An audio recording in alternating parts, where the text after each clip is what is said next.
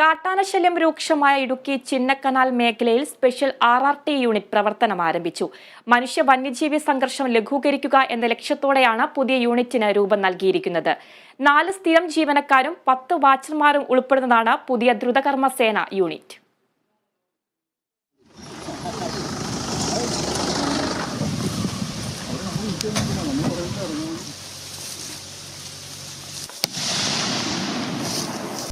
കാട്ടാനാക്രമണം അതിരൂക്ഷമായ ചിന്നക്കനാൽ മേഖല കേന്ദ്രീകരിച്ച് ഒരു RRT യൂണിറ്റ് വേണമെന്ന പ്രദേശവാസികളുടെ നിരന്തരമായ ആവശ്യത്തെ തുടർന്നാണ് സ്പെഷ്യൽ RRT യൂണിറ്റ് നിലവിൽ പ്രവർത്തനം ആരംഭിച്ചിരിക്കുന്നത്. മനുഷ്യ വന്യജീവി സംഘർഷം ലഘൂകരിക്കുക എന്ന ലക്ഷ്യത്തോടെയാണ് ചിന്നക്കനാൽ മേഖലയിൽ സ്പെഷ്യൽ RRT യൂണിറ്റ് പ്രവർത്തനം ആരംഭിച്ചിരിക്കുന്നത്. Bodimettu section forest officer PG സന്തോഷിനാണ് സ്പെഷ്യൽ RRTയുടെ ചുമതല നൽകിയിരിക്കുന്നത്. മുൻപ് ചിന്നക്കനാൽ സെക്ഷന് കീഴിലുണ്ടായിരുന്ന RRT യൂണിറ്റിൽ ബോഡിമെട്ട് സെക്ഷനിൽ നിന്നുള്ള വാച്ചർമാരെയും ഉൾപ്പെടുത്തിയാണ് യൂണിറ്റ് ശക്തിപ്പെടുത്തിയത്.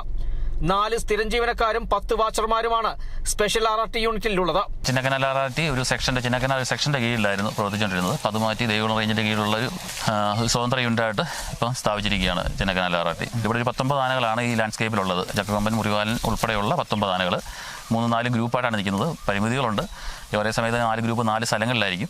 എങ്കിലും ഈ ഒരു പ്രദേശത്തിൻ്റെ പ്രത്യേകത എന്ന് പറഞ്ഞു കഴിഞ്ഞാൽ മനുഷ്യരും ആനകൾ ഒരുമിച്ച് താമസിക്കുന്ന സ്ഥലത്തുനിന്ന് ഇറങ്ങി വന്ന പ്രശ്നങ്ങൾ ഉണ്ടാക്കുന്നതല്ല. ഇവർ വർഷങ്ങളായിട്ട് മനുഷ്യരും ഈ ആനകൾ ഒരുമിച്ച് താമസിക്കുന്നതാണ്. അപ്പോൾ അതുകൊണ്ട് ഇവർ തമ്മിൽ കോൺഫ്ലിക്റ്റ് ഉണ്ടാകാനുള്ള സാധ്യത കൂടുതലുള്ള സ്ഥലമാണ്. മുറിവാലൻ സമീപകാലത്തായിട്ട് വലിയ പ്രശ്നങ്ങൾ ഉണ്ടാക്കിയിട്ടില്ല. പിന്നെ ഒരു കൂട്ടമുണ്ട്, ഒരു പിടിയാനകളുടെ ഒരു കൂട്ടമാണ്. ചക്കക്കൊമ്പൻ്റെയും ഈ കൂട്ടത്തിനെയാണ് കൂടുതൽ കോൺഫ്ലിക്റ്റുകൾ റിപ്പോർട്ട് ചെയ്തിരിക്കുന്നത്.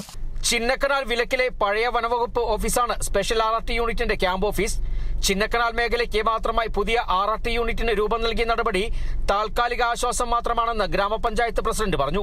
ഇതിനു മുമ്പേ എന്തെങ്കിലും ഇഷ്യൂ ഉള്ളപ്പോൾ മാത്രമാണ് RRT ടീം വന്നുകൊണ്ടിരുന്നത്. ഇപ്പോൾ അവരോട് അന്വേഷിച്ച് കഴിഞ്ഞപ്പോൾ ഒരു ഓഫീസ് തുറന്ന് 24 മണിക്കൂറും പ്രവർത്തിക്കുന്ന ഒരു ടീമായിട്ടാണ് ഇവിടെ വന്നിരിക്കുന്നത്. അവർക്ക് സ്വന്തമായിട്ട് വാഹനമുണ്ട്. അതുകൊണ്ട് ഏത് നിമിഷവും ഈ പഞ്ചായത്തിലെ ഏത് ഭാഗത്ത് വിളിച്ചാലും അവരെത്തുന്ന രീതിയിൽ ആണ് അവർ സജ്ജമായി നിൽക്കുന്നത്. അതോടൊപ്പം തന്നെ നമ്മളാണെങ്കിലും ജനങ്ങൾ ഇനി എല്ലാവരും കൂടി ഇവരുടെ വാട്സാപ്പിന് ഒരു ഗ്രൂപ്പ് ഉണ്ടാക്കിയിട്ട് അവരെ വിവരങ്ങൾ അറിയിക്കുകയും അവരോട് സഹകരിച്ച് അവർക്ക് വേണ്ട സഹായങ്ങൾ ചെയ്തു കൊടുത്താൽ മാത്രമേ ഈ ആനശല്യത്തിൽ നിന്ന് നമുക്കൊരു പരിഹാരം കണ്ടെത്താൻ പറ്റുള്ളൂ. ഇനി മുതൽ മേഖലയിൽ കാട്ടാന സാന്നിധ്യമുള്ള സ്ഥലങ്ങൾ തിരിച്ചറിഞ്ഞ് വാട്സാപ്പ് ഗ്രൂപ്പുകൾ വഴി നാട്ടുകാരിലേക്ക് വിവരം കൈമാറുന്നത് സ്പെഷ്യൽ RRT യൂണിറ്റ് ആയിരിക്കും. ഇതിനായി ഡ്രോൺ ഉപയോഗിച്ചുള്ള പരിശോധന നടത്തും. ഒരു വാഹനം, ഡ്രോൺ, ലൈറ്റുകൾ എന്നിവ സ്പെഷ്യൽ RRTക്ക് ഉണ്ടെങ്കിലും മനുഷ്യ വന്യജീവി സംഘർഷം ലഘൂകരിക്കാനുതകുന്ന അത്യാധുനിക ഉപകരണങ്ങളില്ലാത്തത് തിരിച്ചടിയാണ്. Bineesh Antony, Kerala vision news, Idukki.